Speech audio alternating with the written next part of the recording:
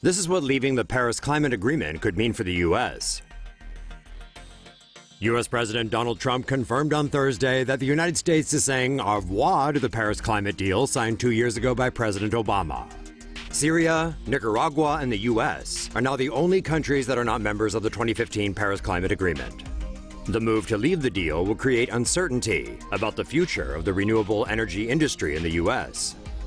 The U.S. coal industry wanted to stay part of the agreement to influence future negotiations. Critics say leaving the deal will weaken America's global leadership and could prompt China and other nations to implement a carbon tax on U.S. exports. The U.S. has so far paid a third of the $3 billion that President Obama pledged to the Green Climate Fund set up after Paris. The decision to leave the deal will save American taxpayers $2 billion, but could impact U.S. jobs in the renewable energy sector. The Paris Climate Agreement calls for a limit in the rise of global temperatures to no more than 2 degrees Celsius above pre-industrial levels by 2020. Scientists say an increase above that level could have catastrophic implications for the planet. It should be noted that even with the pledges made in Paris, the world is still on course for a temperature rise of 3 degrees Celsius within the next few years. So we're probably all screwed anyway. That is, if you believe in climate change. Which y'all do, right? Say no to safe spaces on YouTube. Support TomoNews at patreon.com/TomoNews. The general consensus among scientists is that the world is in a whole lot of trouble. Will California soon be underwater? Researchers are warning that melting ice shelves in Antarctica could cause sea levels to rise higher than expected, with the changes being most apparent in California. Scientists theorize that due to the Earth's rotation and gravitational pull, melting ice in Antarctica, particularly in the western portion, is pulled toward the California coast. This makes rising sea levels more dramatic in the region. For every foot of global sea level rise caused by the melting West Antarctic, sea levels will rise approximately 1.25 feet on the California coast. In 2100, sea levels could rise as high as 6.9 feet in San Francisco and 7.1 feet in La Jolla. The California Ocean Protection Council plans to hold a series of workshops and propose measures to address this issue. Climate change has already caused islands to vanish.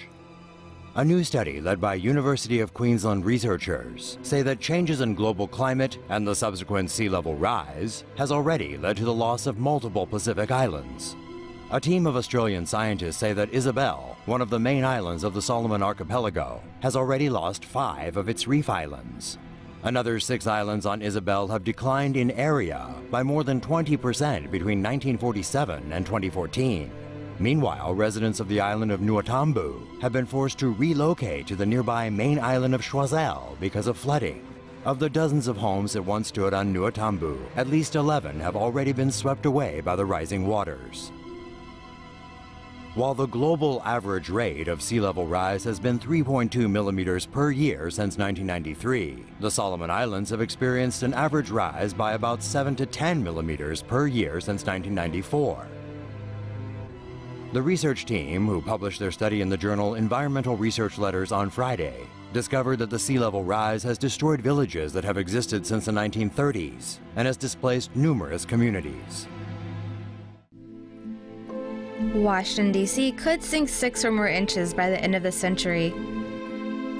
Scientists have confirmed that the sea level in the Washington, D.C. area is rising faster than the rest of the East Coast, due not only to global warming but also to a phenomenon called glacial-isostatic adjustment of the land surface. Global warming is melting glaciers, which alone is likely to cause average global sea levels to rise anywhere from 1 to 2.5 feet by 2100. Climate change, however, is also causing thermal expansion, which also results in sea level rise. A team of researchers drilled 70 boreholes, many over 100 feet deep into the ground around Chesapeake Bay, and were able to paint an expansive portrait covering millions of years of the body of water across time and space. The researchers discovered that the Washington, D.C. area's sinking also has a last ice age to blame, as a glacier covering the area at the time was heavy, causing the ground to sink beneath its weight. This resulted in the area bordering the ice to bulge upward and caused the D.C. area to sink, adding an additional half foot to the region's rise in sea level by the end of the century. Scientists do not expect this process to stop anytime soon, as they say it will continue for tens of thousands of years. Say no to safe spaces on YouTube. Support TomoNews at patreon.com/TomoNews. Sea levels rising faster than previously thought. A new study has revealed that sea levels have been rising at an unprecedented rate. Global sea levels had been rising at a minimal rate of less than half an inch per decade between 1900 and 1990, but have since risen 1.2 inches per decade. The increase has been linked to global warming-induced factors. Researchers say the rise is due to thermal expansion of warmer seawater and the melting of glaciers and ice sheets.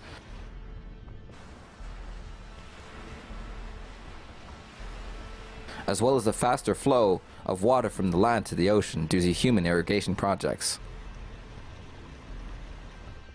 Harvard researcher Carling Hay says the rapid rise in sea levels is concerning for cities along the U.S.'s eastern coast.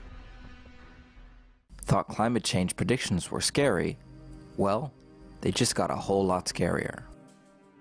The possible effects of climate change are far worse and could come far sooner than we previously thought.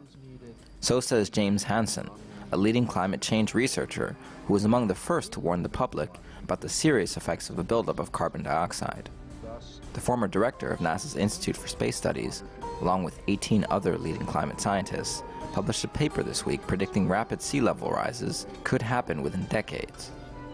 A team of researchers' primary claim that as the ice sheets in Greenland and Antarctica melt, a layer of cold fresh water will build up over the ocean, trapping warmer, salty ocean water with which it doesn't easily mix underneath the surface, and thereby leading to a feedback loop that causes ice shelves to melt even more rapidly, effectively slowing down and possibly shutting down ocean circulation.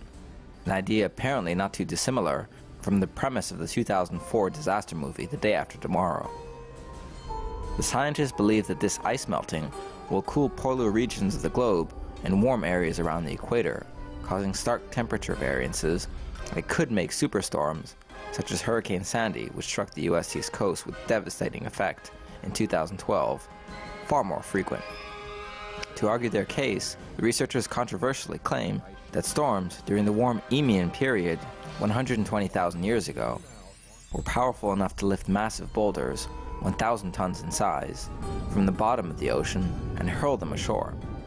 Hansen and his team believe a multi-meter sea level rise could occur before the end of the century and envelop all of the planet's coastal cities. Despite the dire predictions, Hansen, in an accompanying video, explained that there may possibly still be an opportunity to reverse this worrying trend, saying, quote, "I doubt that we have passed the point of no return, but frankly, we're not certain of that." For their waste.